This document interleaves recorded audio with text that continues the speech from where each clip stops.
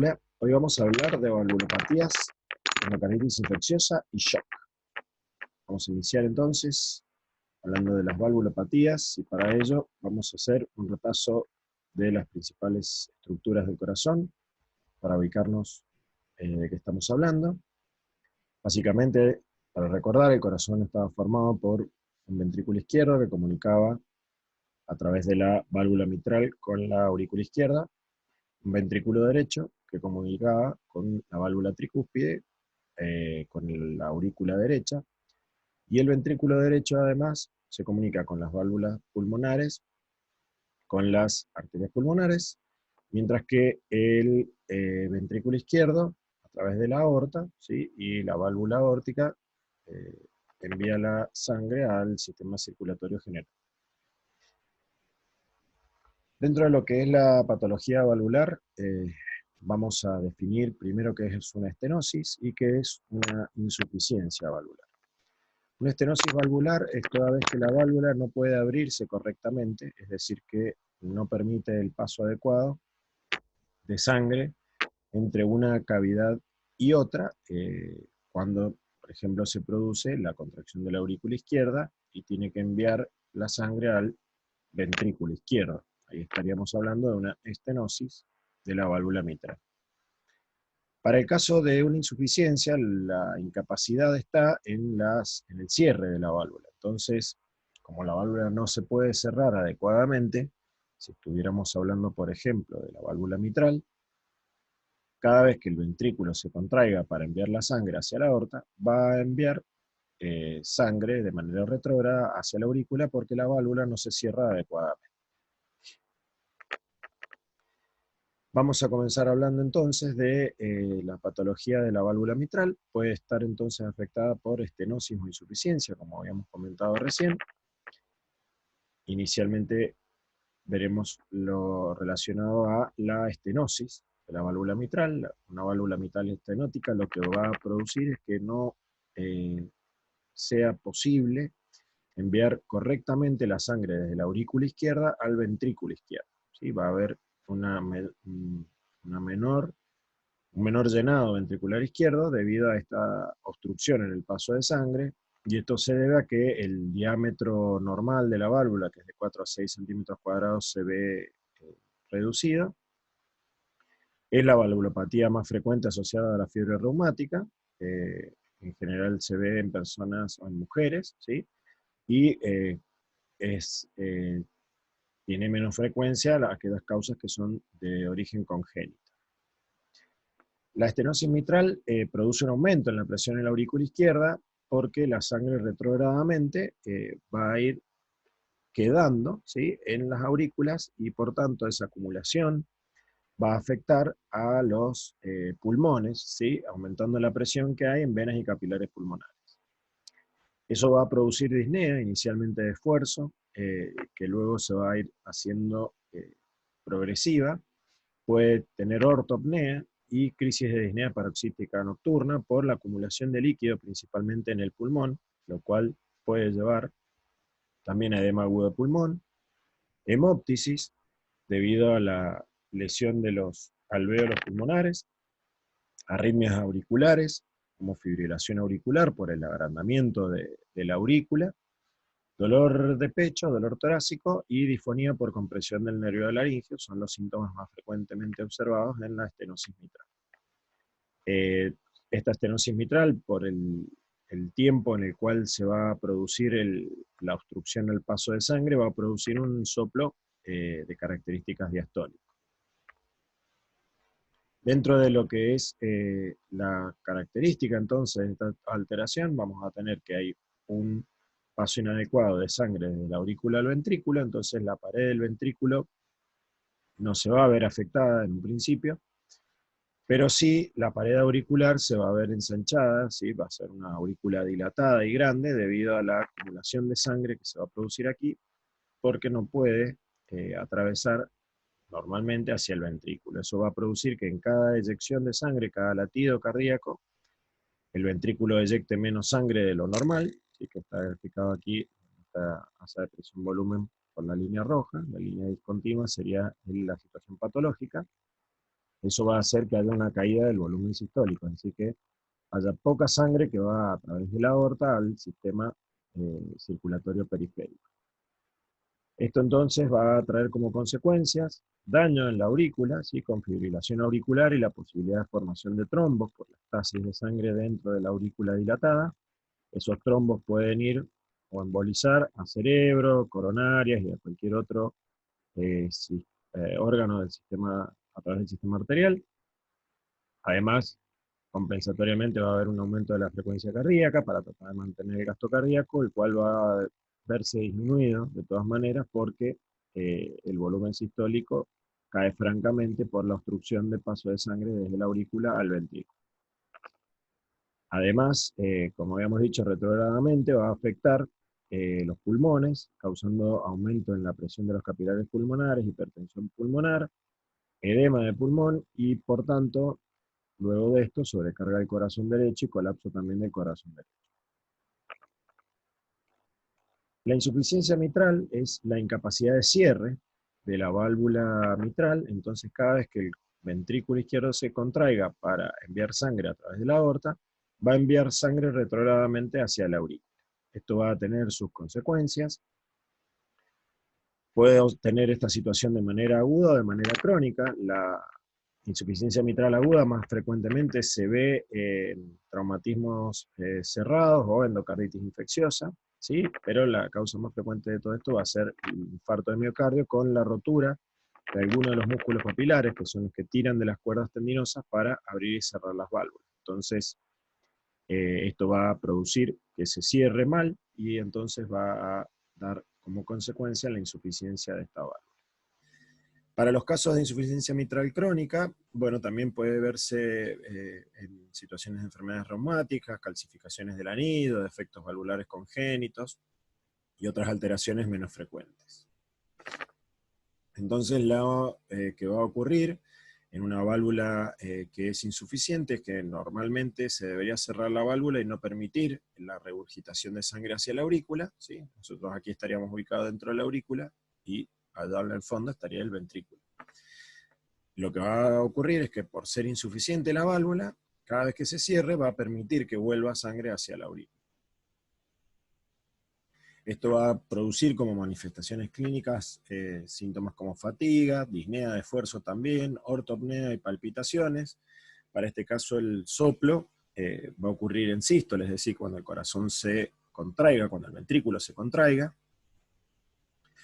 Y bueno, va a producir algunas características asociadas también más que todo a problemas retrógrados, ¿sí? Más que anterógrados, como van a ser el edema agudo de pulmón, la disnea y la presencia de ortopnea. Entonces, como podemos ver aquí, nuevamente la aurícula izquierda se va a ver afectada y se va a ver agrandada porque en cada latido va a llenarse esta aurícula de la sangre que va a recibir desde los pulmones, pero también de sangre que va a recibir desde el ventrículo. Entonces va a manejar un volumen mayor en cada latido. Esto va a hacer que continuamente el ventrículo reciba un volumen mayor también de sangre en cada latido, lo cual va a ir haciendo que este ventrículo trabaje más, ¿sí? Entonces, la insuficiencia mitral, cuando es aguda, va a tener algunas características, y cuando es crónica, va a tener otras. Para el caso de las agudas, se va a presentar con disnea y hemóptisis y edema agudo de pulmón con hipertensión pulmonar, principalmente por colapso del corazón derecho a causa del aumento en la presión de la aurícula izquierda. Cuando es crónica la situación, la sobrecarga de volumen permite hacer algún tipo de ajuste y compensación desde el ventrículo también. Entonces, además de tener dilatación auricular, va a haber dilatación ventricular. Entonces va a haber primero un colapso del corazón izquierdo, más que el colapso a nivel del corazón derecho, ¿sí? Igualmente, son pacientes que van a tener taquiarritmia y toda la sintomatología de una mala irrigación periférica por fallo del corazón izquierdo. La patología a nivel de la válvula aórtica también puede ser de tipo estenótico o de tipo insuficiencia, ¿sí? Estenosis ahora, entonces lo que no va a permitir es el paso de sangre desde el ventrículo hacia la aorta.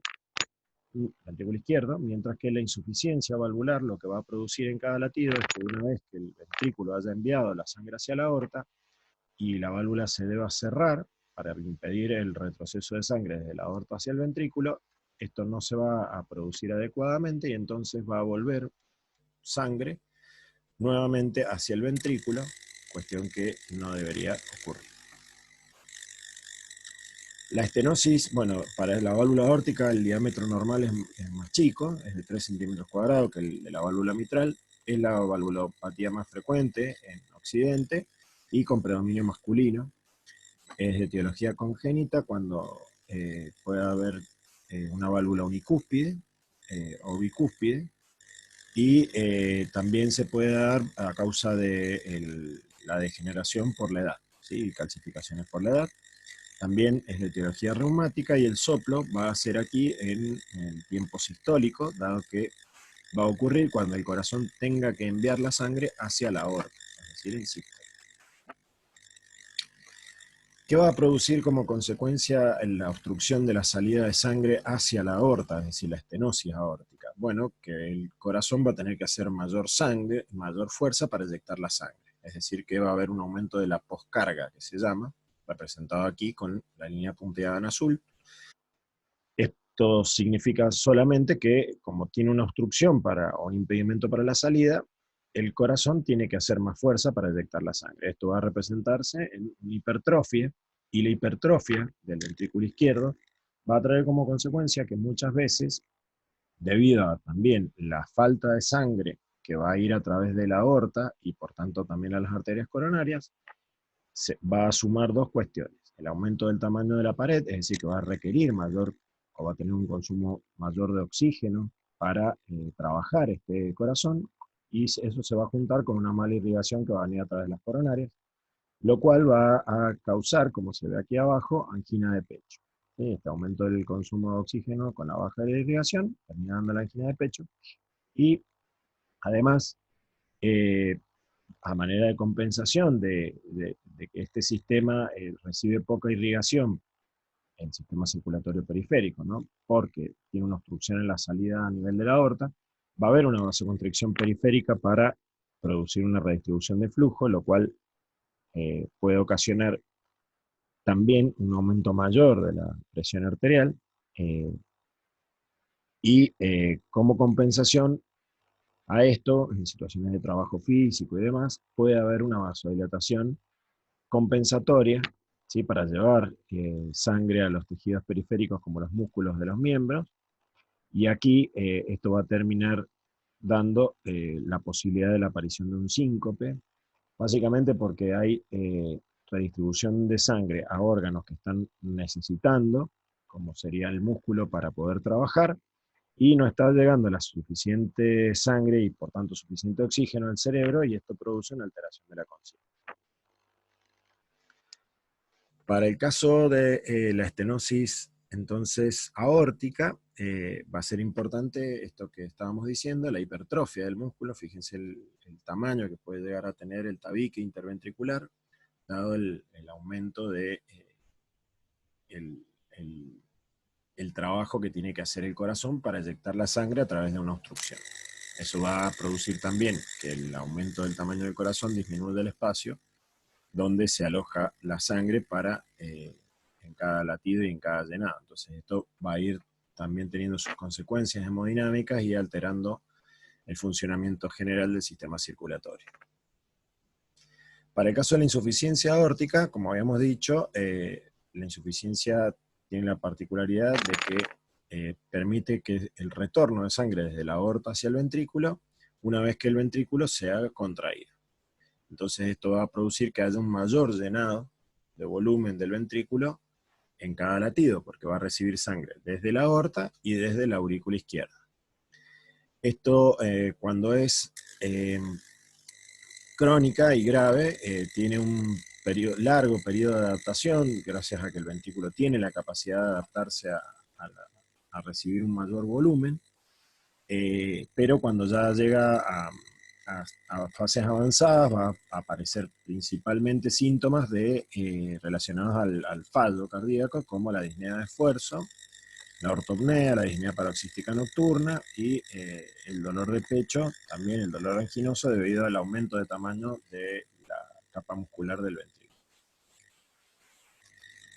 Entonces, como vemos acá, esta adaptación que puede llevar desde años hasta décadas, ¿sí? En la cual el ventrículo va recibiendo cada vez más cantidad de volumen y entonces, en respuesta a ello, va a ir produciendo primero una hipertrofia que se denomina concéntrica y luego la dilatación o hipertrofia excéntrica.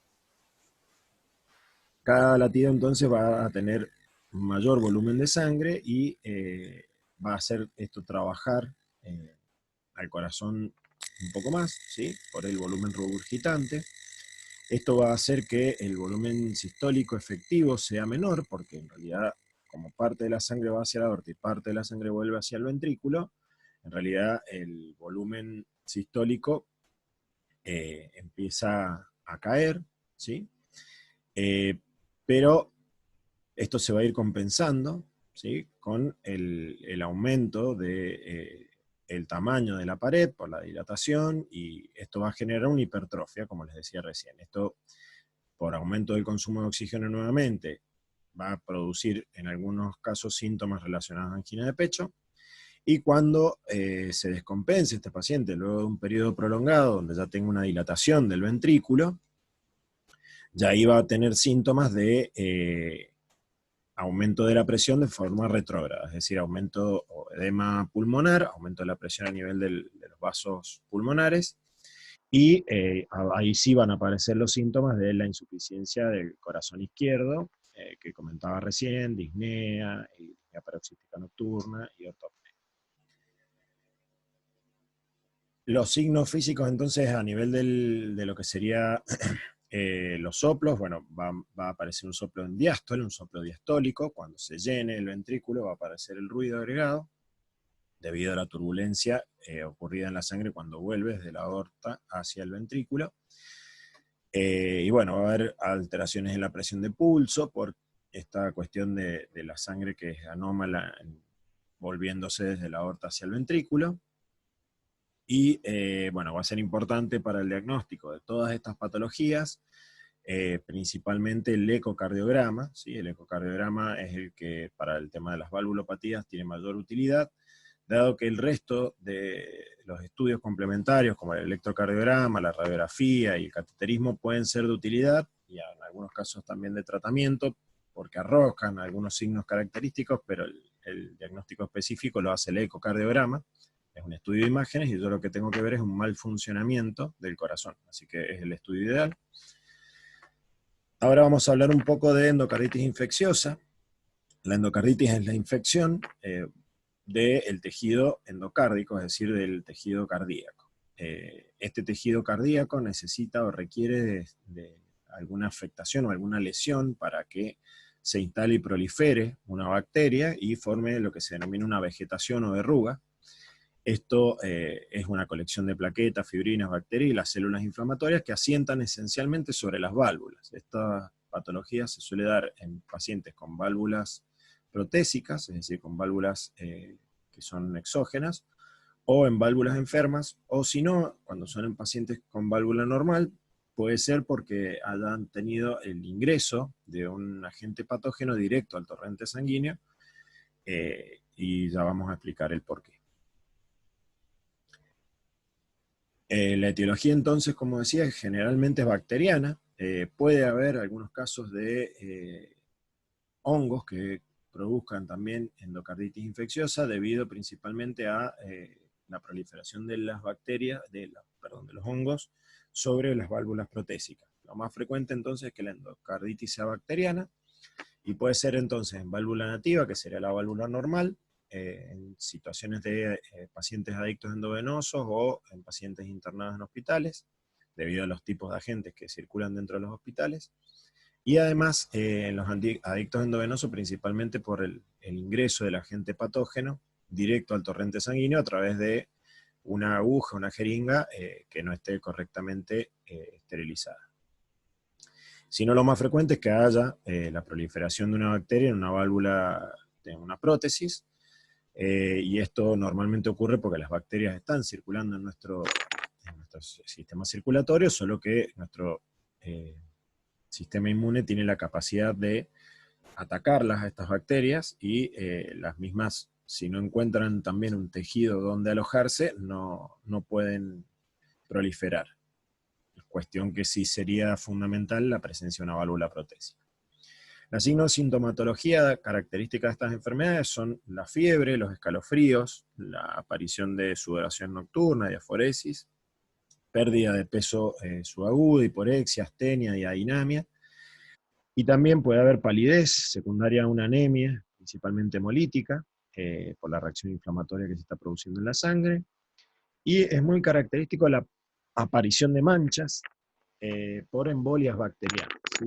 Estos pueden ser, o son los denominados nódulos de Osler, que son los que se ven aquí abajo, ¿sí? Que son el pulpógeo de los dedos, las manchas de Roth, que son hemorragias retinianas, o las lesiones de Janeway, que son hemorragias nódulos maculares en palmas y plantas, como se ven aquí, ¿sí? Además pueden haber hemorragias unguiales en astilla, que se denominan, y también petequias en mucosas y miembros y dedos. Es característico el agregado de algún soplo, es decir, algún ruido cardíaco agregado en un paciente que no lo tenía, ¿sí? Puede tener el paciente un paciente con prótesis, normalmente un soplo por el funcionamiento de esta prótesis, pero cuando se agrega algún otro ruido y se presenta fiebre, hay que tener cuidado porque puede ser que estemos en presencia de una endocarditis infecciosa.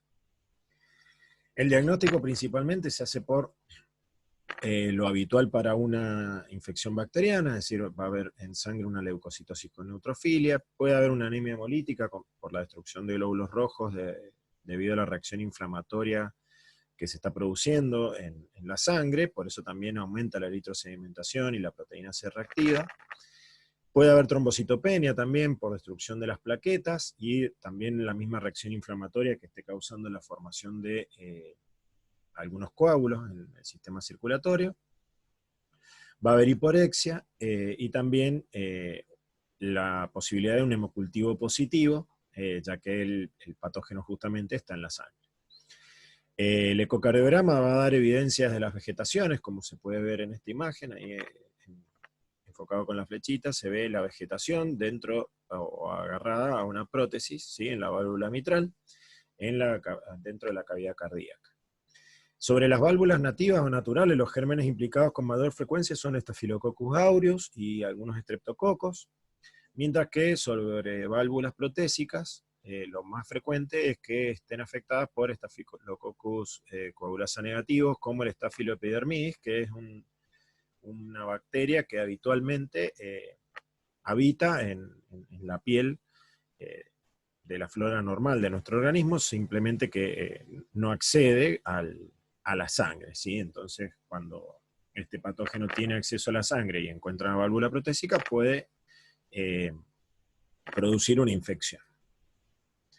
Entonces, simplemente esta gráfica para relacionar el tema de que, bueno, vamos a tener principalmente un ingreso de las bacterias por boca o por alguna otra vía, vamos a tener una bacteriemia. Esa bacteriemia va a determinar la aparición de fiebre, por eso es un síntoma muy importante. Esas bacterias en sangre producen que se desencadene el mecanismo de la fiebre, y si enferman, si proliferan en el endocardio, ¿sí? Dan la endocarditis infecciosa, vamos a tener los infiltrados bacterianos embólicos en abscesos retinianos, microémbolos que se liberan al torrente circulatorio, va a dar las distintas hemorragias en astilla, los nódulos de Osler, las petequias que comentamos antes, y también los microabscesos necróticos con infiltrado inflamatorio para dar las lesiones de Janeway.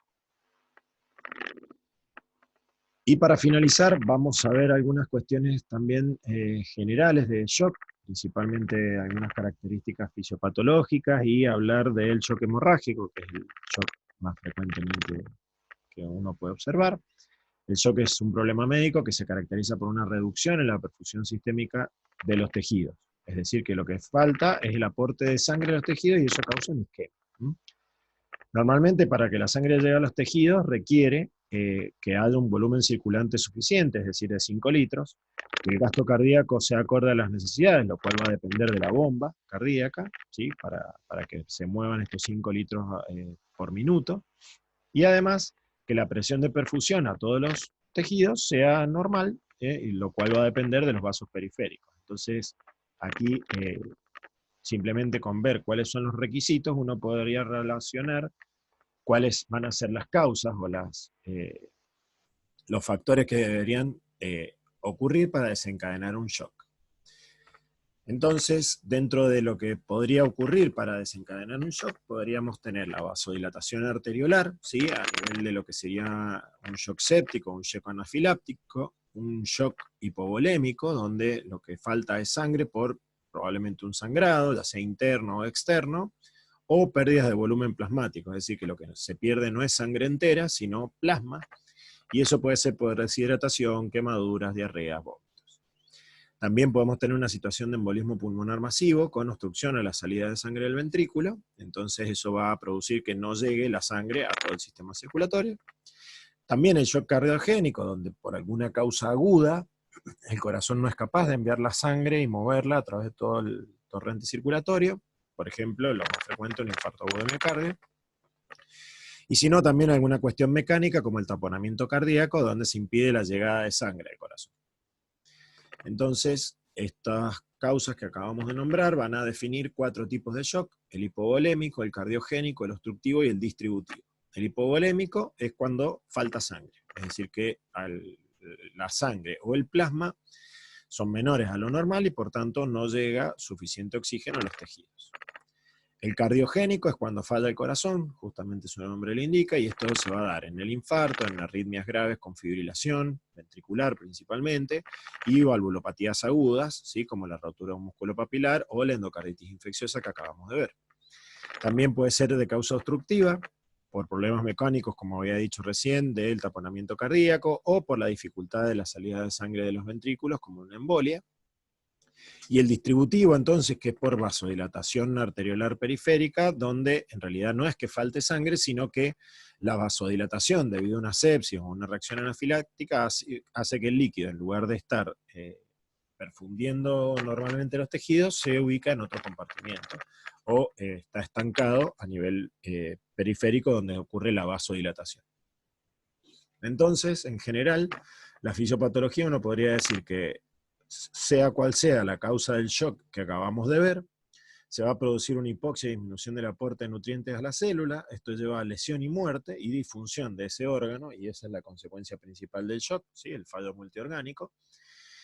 Y esta lesión o muerte produce una reacción inflamatoria que desencadena la liberación de citoquinas, ¿sí? de mediadores inflamatorios que tratan de producir una vasodilatación arteriolar, y esto hace una mayor caída de la presión de perfusión a los órganos, debido a que aumentan el shock, y esto constituye un circuito que empeora la situación.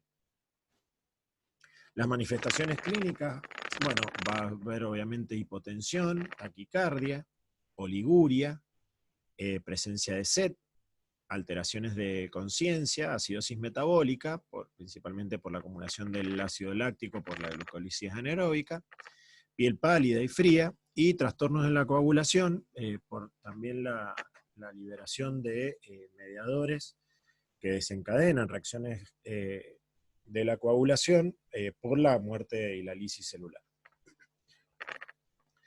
Entonces, aquí una gráfica para resumir un poco todo lo que acabamos de ver: las pérdidas de sangre o de líquido, la sepsia o la anafilaxia, van a producir hipovolemia o vasodilatación. La hipovolemia va a estimular la sed, y la vasodilatación o la hipovolemia, dependiendo del mecanismo por el cual se esté produciendo el shock, va a llevar a un llenado cardíaco bajo y un gasto cardíaco bajo. Eso baja la tensión arterial, por eso aparece la hipotensión, y aumenta el tono simpático, lo cual aumenta la frecuencia cardíaca, que tiende a compensar este gasto cardíaco bajo, y va a producir el pulso rápido, ¿sí? Y el tono simpático aumentado va a producir la sudoración fría y la palidez. Eso es todo por vasoconstricción, ¿sí? La vasoconstricción además lleva a hipoxia en algunos tejidos, ¿sí? Y al igual que la caída de la tensión arterial, entonces vamos a tener muchas veces que los tejidos más afectados va a ser el tracto gastrointestinal, los riñones y los pulmones, porque la sangre se deriva al corazón y cerebro, que son los órganos fundamentales para la vida, pero a consecuencia de irrigar mal estos tejidos y entrar en fallo multiorgánico. Acá hay otras causas que pueden estar asociadas al shock, como sería el edema pulmonar, sí, que también lleva a una disminución del llenado cardíaco, y si la causa es un infarto de miocardio, directamente, obviamente lo que falla es la bomba, y cae la potencia cardíaca, y entonces cae el gasto cardíaco, pero la respuesta va a ser siempre igual. Aquí un poco más de detalle para el shock más frecuentemente observado, que es el shock hipovolémico. ¿Sí? En este shock lo que se produce es una disminución del volumen sanguíneo, entonces eso va a desencadenar distintas respuestas. A nivel del corazón, la respuesta va a ser de aumento de la frecuencia cardíaca, ¿sí? Como vemos acá, con aumento de la potencia, y eso aumenta la tensión arterial, redistribuyendo el flujo, ¿sí? Hacia los órganos periféricos más importantes. Esto también se logra a través de la estimulación o descarga del sistema nervioso simpático. Tener en cuenta que también se va a estar produciendo la acidosis láctica y la acidosis metabólica, lo cual también desencadena el estímulo para que se active este sistema nervioso simpático, y eso también colabora a la vasoconstricción y redistribución de flujo, con aumento de la resistencia periférica y aumento de la tensión arterial.